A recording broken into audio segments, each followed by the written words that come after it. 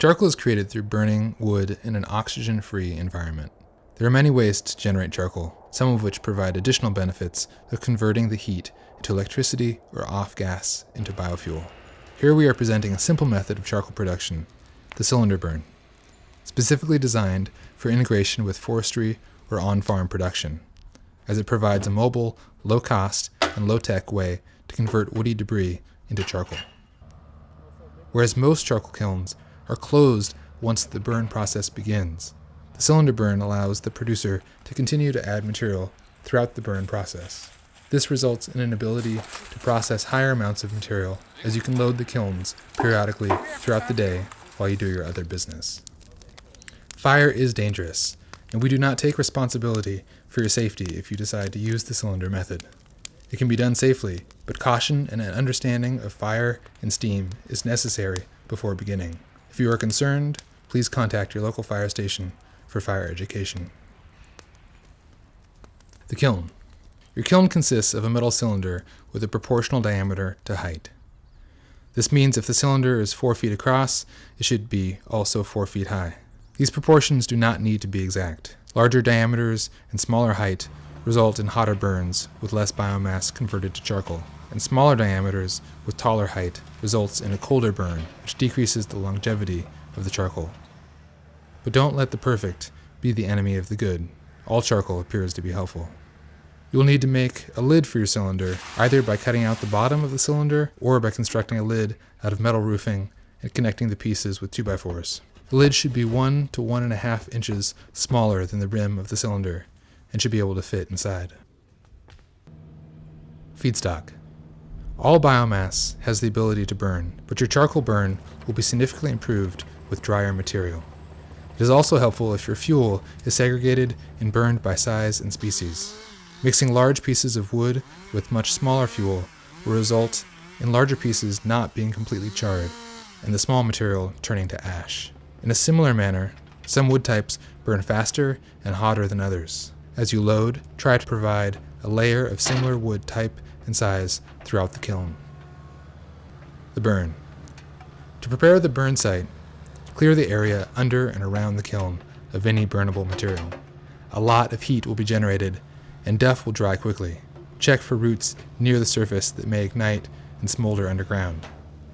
Then place your kiln in this cleared area. To start the burn, make an intense fire on one side of the kiln. Allow air to enter from underneath the kiln near the fire to provide initial oxygen to get the fire hot. The hotter you make your initial fire, the better. Load small material on top of the fire, such as branches, until the fire is roaring. At this point, seal the bottom of the kiln with dirt so that no air enters from the bottom perimeter. This is important.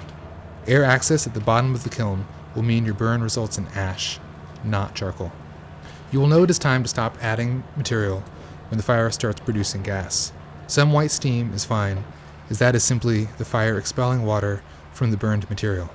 But if you get large amounts of white steam, you are smothering the fire and not optimizing your production. If you start to see yellow gas rising from the fire, that is methane, a very problematic greenhouse gas, and you should stop adding material until the fire starts to burn clean. You will know it is time to start adding material when the fire is burning clear and the top layer starts to show the beginnings of white ash. You can continue to add material until you fill the cylinder, run out of time, or run out of fuel. Burn can be stopped at any stage. As the level of charred wood rises in the cylinder, the lower level of the outside of the cylinder should be cooler than the area of active burning, indicating that no oxygen is entering the kiln from below. Putting out the fire.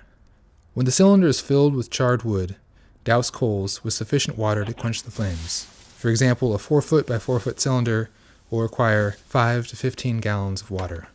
Be careful not to get burned by the steam.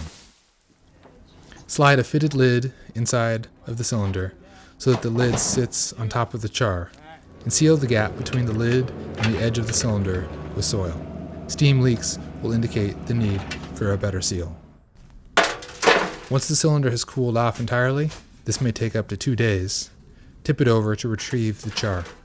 Be very careful with fresh charcoal, as it can hold heat for a surprisingly long time. If a still live coal is exposed to the air, it will burn. Make sure there is no heat in the charcoal before transporting. Post-processing. Pulverizing charcoal into small pieces and dust creates higher amounts of surface area, maximizing the charcoal's effectiveness in the soil. In order to pulverize, make sure the charcoal is wet, as the dust can be harmful to your lungs. Wearing a dust mask can also be helpful in this process. It is possible to incorporate any desired fertilizer at this point to soak into the charcoal. Raw charcoal, without adding nutrients, can absorb nutrients from your soil and provide ill effects in the first year. Utilization. The recommended rate of application of biochar is 5 to 10% of the rooting zone by volume. 5% equates to 100 gallons per 500 square feet, or 1 cubic yard per 1,000 square feet. For potted plants, use 1 to 2 cups for 2 gallons of soil.